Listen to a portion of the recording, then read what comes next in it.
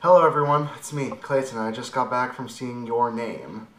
And let's just say you can believe the hype, because Your Name ranks up there with Princess Mononoke and Spirited Away as one of the best anime films ever made, and one of the best anime films ever released from Japan that's been brought over to America. I will say that I did see the English dubbed versions, and I did see the English subtitled versions several months ago, but I waited until now in order to compare the two versions. With that being said, let's begin. The story is about two high schoolers, Mitsuha and Taki, who end up switching bodies at various points throughout the story, and who have to adapt to each other's lives as they go about their normal lives, and they learn more about each other and their friends in the two towns they live in. Taki living in Tokyo, and Mitsuha living in a small town far away from Tokyo. As they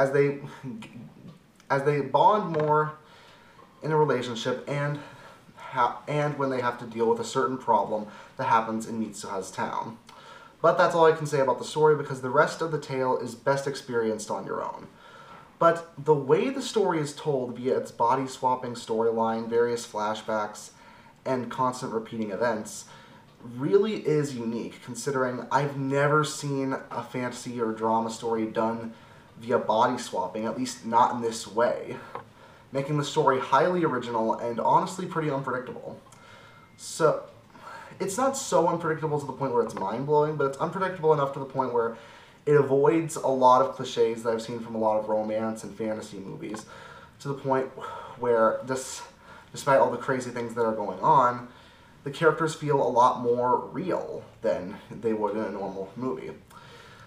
I know that doesn't sound like it's saying a lot, but the best thing you can do for your characters is to have them feel like real people. And Mitsuha and Taki really do feel that way. Now, one of the biggest upsides of this film is the voice acting. And I actually mean that from both the Japanese and the English voice actors. Yes, the Japanese version is better, if you're wondering. But both versions have their actors deliver very realistic, very heartfelt, and very real performances. Sometimes the actors sort of made me feel like this wasn't a movie and it was more just me watching two high schoolers going through their normal lives. That's probably one of the best things you can do in a performance.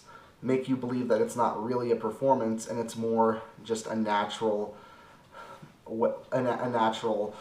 thing you're seeing on screen.